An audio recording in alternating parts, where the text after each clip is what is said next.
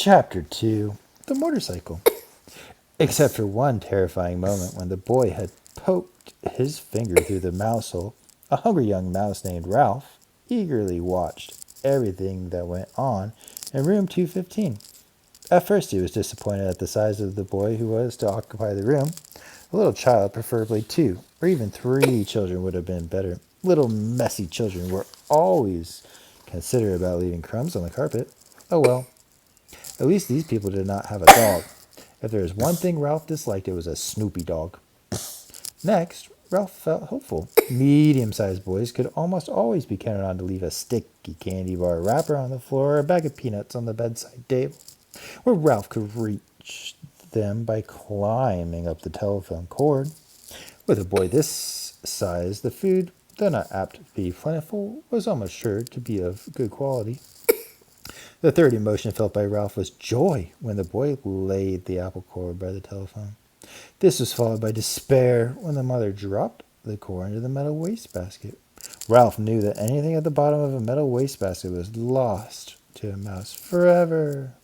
A mouse lives not by crumbs alone.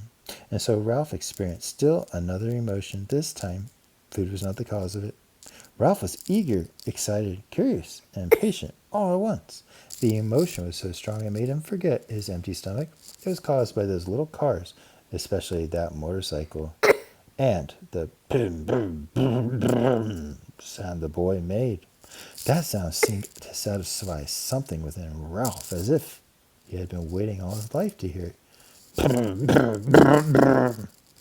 Went the boy. To the mouse the sound spoke of highways and speed, of distance and danger, and whiskers blown back by the wind. The instant the family left the room to go to dinner, Ralph scurried out of the mouse hole and across the threadbare carpet to the telephone cord, which came out of a hole in the floor beside the bedside table. "Ralph!" scolded his mother from the mouse hole. "You stay away from that telephone cord!" Ralph's mother was a great worrier. She worried because their hotel was old and run down, and because so many rooms were often empty with no careless guests to leave crumbs behind for mice. She worried about the rumor that the hotel was to be torn down when a new highway came through. She worried about her children finding aspirin tablets. Ralph's father had tried to carry an aspirin tablet in his cheek pouch. The aspirin had dissolved with unexpected suddenness, and Ralph's father had been poisoned. Since then, no member of the family would think of touching an aspirin tablet, but this did not prevent Ralph's mother from worrying. Most of all, Ralph's mother worried about Ralph. She worried because he was a reckless mouse who stayed out late in the daytime when he should have been home safe in bed. She worried that Ralph climbed the curtain and sit on the windowsill to watch the chipmunk and the pine tree outside the cars in the parking lot below. She worried because Ralph wanted to go exploring down the hall instead of traveling under the floorboards like a sensible mouse. Heaven only knew what dangers he might meet in the hall. Maids, bellboys, perhaps even cats. Oh, what was worse? Vacuum cleaners. Ralph's mother had a horror of vacuum cleaners. Ralph, who was used to his mother's worries, got a good running start and was already halfway up the telephone cord. "Remember your Uncle Victor!" his mother called after him. Ralph seemed not to hear. He climbed the cord up to the telephone, jumped down, and ran around the row of cars. There it was on the end, the motorcycle. Ralph stared at it and then walked over and kicked a tire close up. The motorcycle looked even better than he expected. It was new and shiny and had a good set of tires. Ralph walked all the way around it, examining the pair of chromium mufflers and the engine and the hand clutch. It even had a little license plate, so it would be legal to ride it. "Boy," said Ralph to himself, his whiskers quivering with excitement. "Boy, oh boy." Feeling that this was an important moment in his life, he took hold of the hand grips. They felt good and solid beneath his paws. Yes, this motorcycle was a good machine, all right. He could tell by the feel. Ralph threw a leg over the motorcycle and sat jauntily on the plastic seat. He even bounced up and down. The seat was curved, just right to fit a mouse. But how to start the motorcycle? Ralph did not know. And even if he did know how to start it, he could not do much of riding up here on the bedside table. He considered pushing the motorcycle off onto the floor, but he did not want to risk damaging such a valuable machine. Ralph bounced up and down on the seat a couple more times and looked around for some way to start the motorcycle. He pulled a lever or two, but nothing happened. Then A terrible thought spoiled his pleasure. This was only a toy. It would not run at all.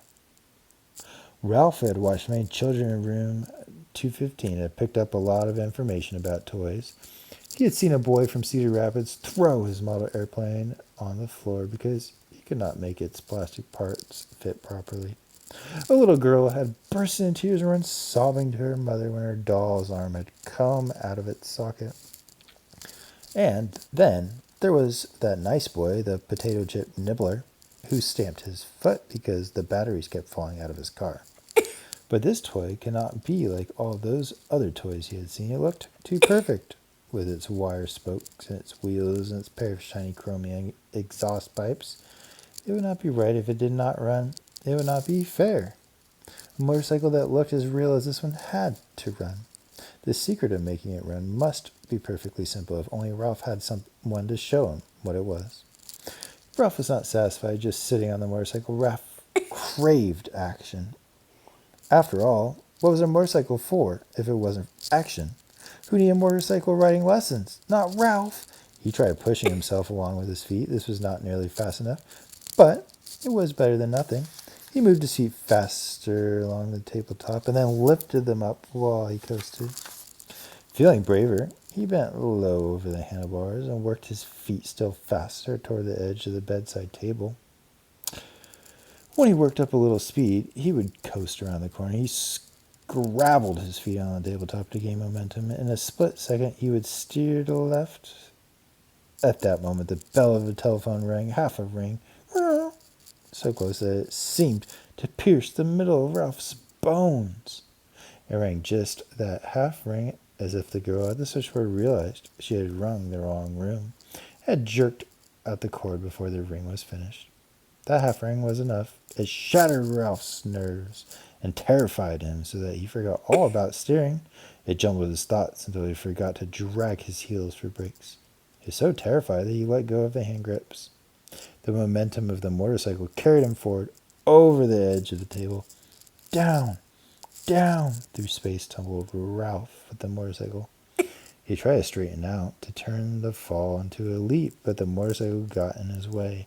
He grabbed in vain at the air with both paws. There's nothing to clutch, nothing to save him, only the empty air. For a fleeting instant he thought of his poor old Uncle Victor. That was the instant the motorcycle landed with a crash in the metal wastebasket. Ralph fell in a heap beside the motorcycle and lay still.